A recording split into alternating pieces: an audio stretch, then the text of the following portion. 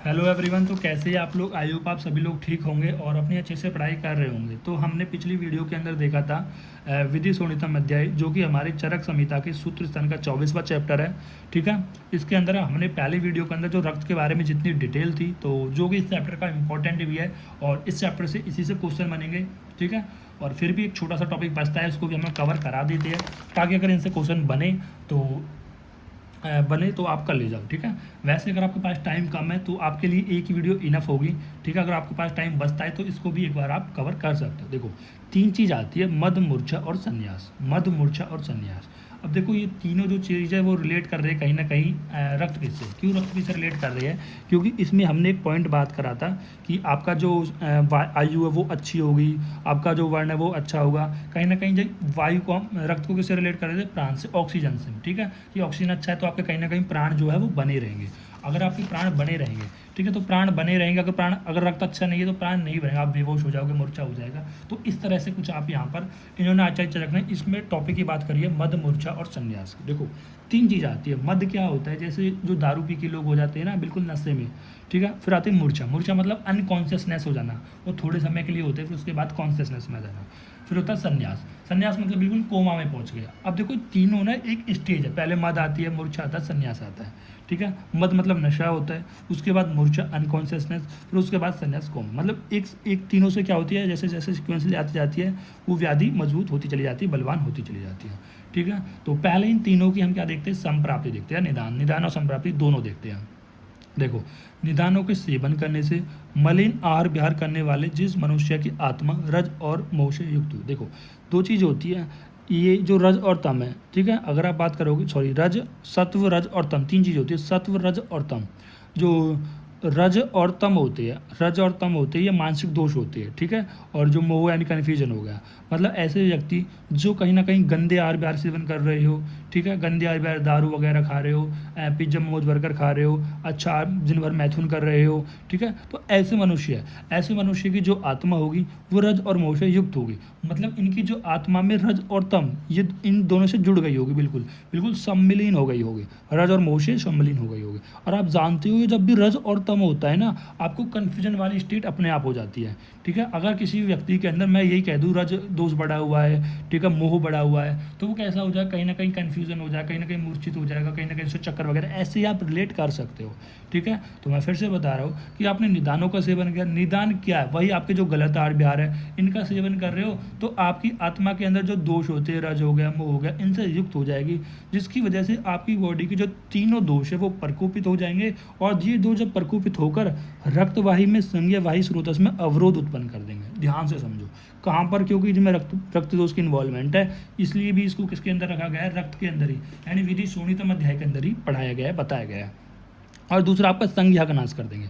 संज्ञा क्या है? मतलब जो भी आपका कॉन्शियसनेस स्टेट है, जो भी आप सोच सकते हो, उसका भी नाश कर देंगे। भाई ऑब्वियस सी बात है ना, मद, भाई दारू पी के लोग क्या करते हैं? भाई मैं तेरा भाई हूँ, ठीक है, ऐसे तो बोलते हैं, ये आज गाड़ी तेरा भाई चलाएगा।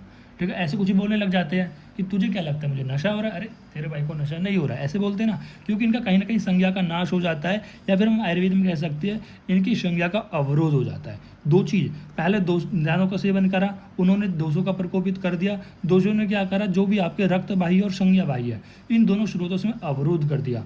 ठीक है, अब देखो रक्तवाही में क्यों करा? भाई ऑब्वियस सी बात है, अगर रक्त नहीं मिलेगा ना तो ऑक्सीजन नहीं मिलेगी। एक तरीके से कहते हैं ना यार कि सफोकेशन हो गया, दम घुट गया, वो बेहोश हो गया, चक्कर आ गया उसके, तो कहीं ना कहीं उसमें रक्तवाही स्रोतस का भी तो इन्वॉल्वमेंट है। ठीक है, तो रक्तवाही संज्ञावाही दोनों स्रोत का अवरोध है, तो उसकी वजह से मद भी होगा, मूर्छा भी होगी और संन्यास भी देखने को मिलता है। तो जिनमें से हम पहले स्टडी करते हैं मद रोग के बारे में। मद रोग क्या है? बिल्कुल जो नशे करने की वजह से हो रहा है वो सब चीज़ें। ठीक है, इसमें क्या होता है? निदानों का सेवन करा, निदानों के सेवन से वात आदि दोष प्रकोपित हुए। वात आदि दोष प्रकोपित होने के बाद, ठीक है, तो वात आदि दोष प्रकोपित होते हैं तो इनसे क्या होगा? दोष का दुर्बल मन का स्थान हृदय और मनोवय स्रोतस में प्रवेश कर जाता है। दोष प्रकोपित होने के बाद कहाँ पर गया? देखो, मन में गया, मन के स्थान में गया और हृदय में गया। ठीक है, या फिर हृदय को हम किससे रिलेट करते हैं? आपका जो मन वाही स्रोतस है, ठीक है, इनमें गया। देखो मैंने एक चीज़ बताई थी आपको कि जब भी निदानों का सेवन करते हो, निदानों के सेवन से क्या होता है? दोष प्रकोपित होते हैं और जो दोष प्रकोपित होते हैं, दोष प्रकोपित होकर क्या करते हैं, दोष दूसरे समूर्छना करते हैं, और दोष दूसरे समूर्छना करके क्या करते हैं, लक्षण उत्पत्ति करते हैं, और लक्षण उत्पत्ति करने के बाद रोग होता है। ये रोग निदान के अंदर भी बताता आ रहा हूँ। यहाँ पर भी क्या होता है, निदानों का सेवन हो रहा था, दोष प्रकोपित हो रहे थे, और वो दूसरे के साथ, मतलब दोष प्रकोपित हो रहे थे और दोष दूसरे के साथ समूर्छना करता है। समूर्छना कहाँ पर होती है, जहाँ पर आपको स्रोतस में दृष्टि देखने को मिलती है। स्रोतस में दृष्टि, मान लो रक्त व्यास संज्ञा स्रोत में दृष्टि देखने को मिल रही थी, तो यहाँ पर ये मिल गई और लक्षण उत्पत्ति हो गई, रोग हो गया। तो यहाँ पर भी सेम ऐसा ही है कि निदानों का सेवन करा, दोष प्रकोपित हो गया। अब ये दोष है, ये आपका मन और यहाँ पर हृदय क्या है, एक दूसरे की तरह काम कर रहे हैं, ठीक है। तो मन का स्थान और हृदय ये दोनों दूसरे की तरह काम कर रहे हैं, यानी दोष और दूसरे के यहाँ पर समूर्छना हो गई। समझो बात को। सर मन का क्या मतलब है भाई, अगर देखो आत्मा किसे जुड़ती है, मन से जुड़ती है, और मन किससे जुड़ता है, आपकी इंद्रियों से जुड़ता है, और इंद्रिय किसे जुड़ती है, अपने अपने विषय से जुड़ती है, तब जाके किसी आपको ज्ञान की उत्पत्ति होती है। अगर मन का इन्वॉल्वमेंट नहीं होगा तो आपका ज्ञान भी नहीं होगा। इसलिए जो मन का स्थान था, मन का स्थान कहाँ पर माना गया है, हमारे आचार्य ने हृदय पर माना गया है।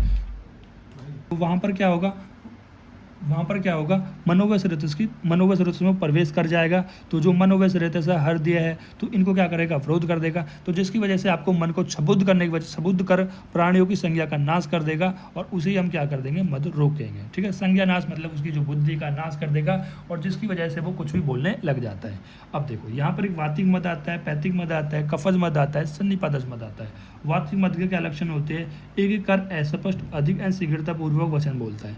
क्या करता है, एक एक कर बोलता है, एक एक करके नहीं है, रुक कर है, रुक कर बोलता है। कभी भी आओ, जो दारू पीने वाले जो लोग होते हैं उनकी बातें सुनना, वो बड़ी रुक कर बोलेंगे, अस्पष्ट बोलेंगे, अधिक बोलेंगे, और बड़ी जल्दी करेंगे, ठीक है, वचन बोलते। उसकी सारी चेष्टाएं चंचल और अत्यवस्थित होती है, और शरीर की आकृति रुक्ष, श्याव और अरुण की होती है। देखो दारू पिया, अब दारू पीने के बाद उसके अंदर या तो वातिक दोष बढ़ेगा, या तो पित्त बढ़ेगा, या कफज बढ़ेगा, सन्निपातज, ऐसे समझो। अगर ये लक्षण मिल रहे हैं तो वातिक मद है। और पित्तिक मद में क्या होगा भाई, कुछ लोग होते हैं ना, दारू पी के क्रोध करते हैं, कठोर वचन बोलते हैं, लड़ाई करते हैं, मारपीट झगड़ा करते हैं, ठीक है ये। और इसमें जो शरीर की आकृति है वो रक्तवर्ण की, पीत वर्ण की होगी, ठीक है, पित्त वर्ण की नहीं, पीत वर्ण की, और काले वर्ण की होगी। इसके अंदर क्या थी, रुक्ष और श्याव और अरुण की थी। और कफज के अंदर क्या होगा, वो थोड़ा बोलेंगे, बिना संबंध का वचन बोलते हैं, तंद्रा होगा, आलस्य होगी, इनसे युक्त होगा, ठीक है। और जो शरीर का वर्ण है वो पांडु समान हो जाएगा। और सन्निपातज मद के अंदर सभी लक्षण देखने को मिलेंगे, जो वातज के, पित्तज के और कफज के अंदर भी। शबरूप क्या होता है, सभी मद विकार, मदिरा पीने पर जो मद नाश होता है, ठीक है, मतलब वही जो आपको मदिरा पीते हो उस तरह का जो नाश होता है। ये शीघ्र उत्पन्न होता है, शीघ्र अच्छे हो जाता है। आप देखना, जो दारू पीते हैं वो जल्दी ही बिल्कुल ऐसे नशे में हो जाते हैं, और कुछ देर बाद ही उनका नशा उतर भी